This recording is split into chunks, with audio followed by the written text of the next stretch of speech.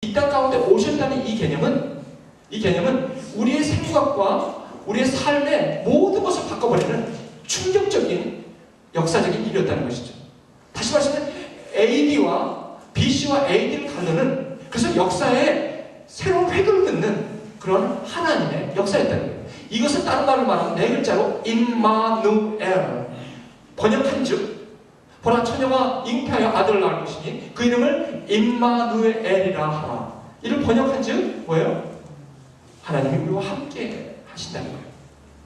여러분, 오늘 아까 말씀드린 여러분의 마음속에 괴로움과 아직도 이거에 대한 그렇게 진지함이 없으신 분은 이 말씀이 더욱더 받아들이기 쉽지 않을 거예요. 하지만 여러분의 감정과 상관없이, 여러분의 기분과 상관없이, 여러분의 상황과 상관없이, 여러분의 환경과 상관없이 분명히 역사는 얘기합니다. 예수 그리스도가 하나님의 아들로 이 땅 가운데 오셔서 역사를 A, BC와 AD로 가르쳤다는 거예요. 예수님을 중심으로 역사는 다시 쓰여지기 시작했고, 그 역사로 이래로 저와 여러분은 존재의 가치를 그 역사 안에 예수 그리스도의 그 분기점으로 탄생으로 말미암아 우리의 삶이 다시 시작되었다는 것이죠. 이 모든 사람이 여기에 다 저촉이 되는 거예요. 이것이 바로 예수님의 탄생이에요. 그 예수님의 탄생이 여기 있을 때 이스라엘 역사는, 이스라엘의 상황은 얼마나 어려운지 몰라요. 썩을 대로 썩어집니다. 그래서 유대인의 왕이 났다는 소리에 헤롯 왕은 그 로마 제국에 착 붙어서 그 권력을 유지하고 있던 그 헤롯 왕은 흔들리기 시작합니다. 소동하기 시작합니다. 그렇습니다. 절대로 이 세상은 유대 왕을 당기지 않습니다.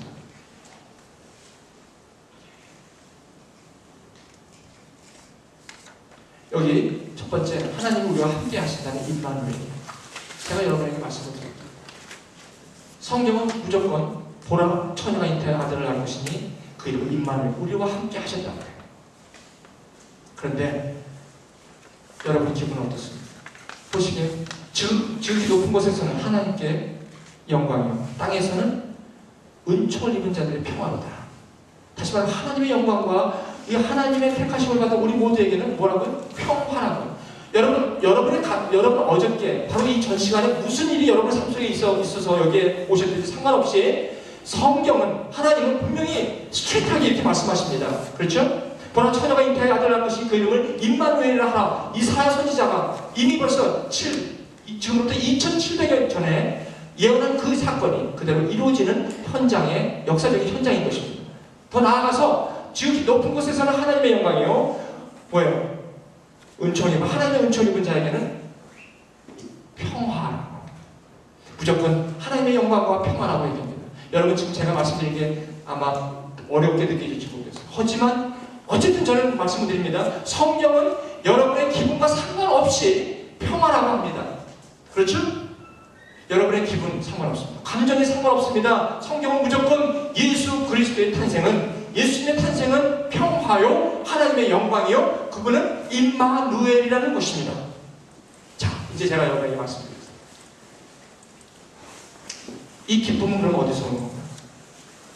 저도요, 말씀을 전하는 저도 이 아기 예수 탄생이 정말 기분을 끝내주는 짱이 아니에요. 지금의 기분도 솔직히 몸도 안 좋고, 솔직히 이 장면만 못하더라고. 몸도 안 좋고 찌뿌둥하고 뭐 시차도 안 맞고 여러 가지 막 이게 기분, 감정 그렇게 쿨하지 않아요. 저도.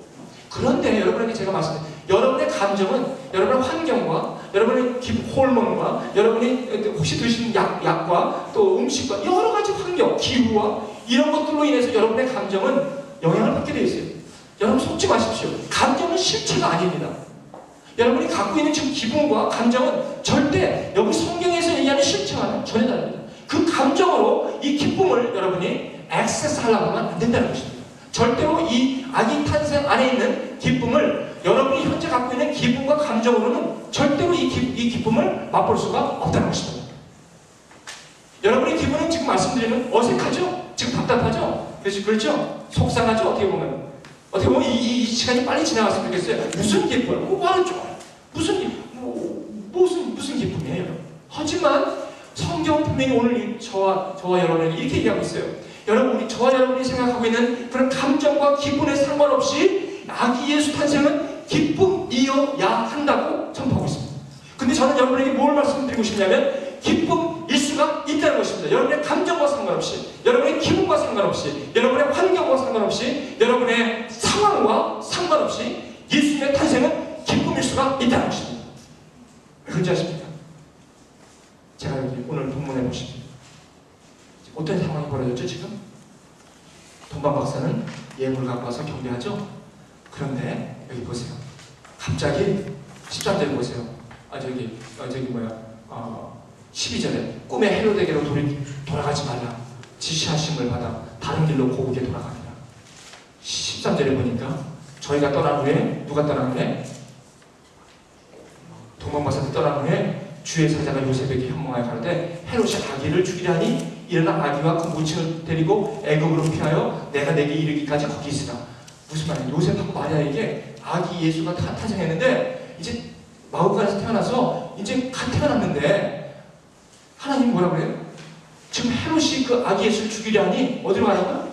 애굽으로 내려가는 거예요. 그래서 낳자마자 요셉이 어디로 내려갈까?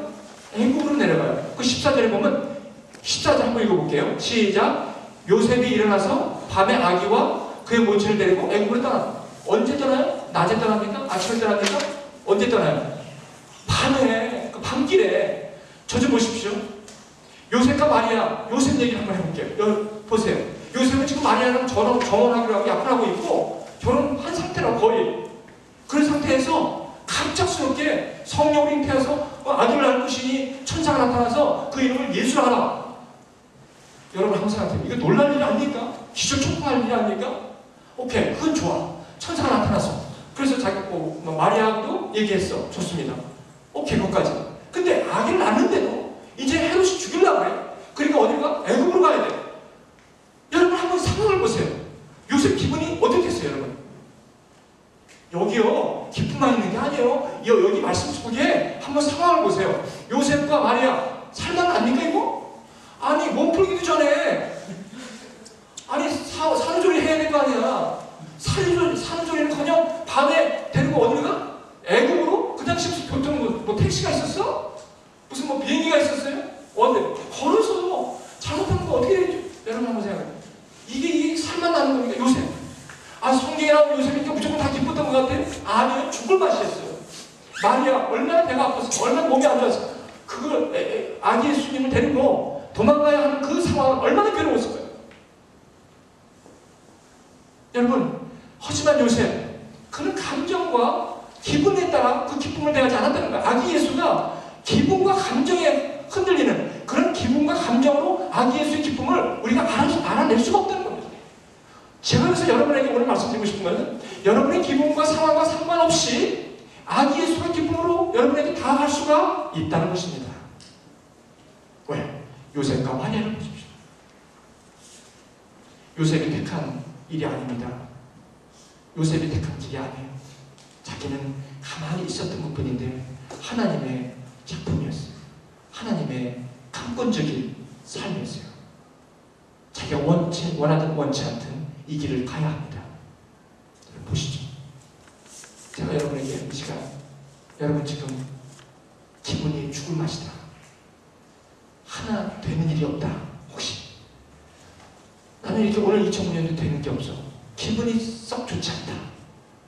혹시 이런 분이 계십니까?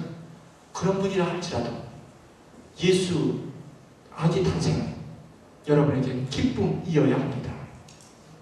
그것이 바로 성경이 얘기하는 것입니다. 감정으로 이 기쁨을 받으려 하시지 마십시오. 절대. 감정에 의해서 예수 그리스도의 기쁨을 여러분이 절대 알아낼 수가 없습니다. 믿음으로만 가능합니다. 그래서 여러분 보십시오. 첫 번째, 하나님 우리와 함께 계십니다.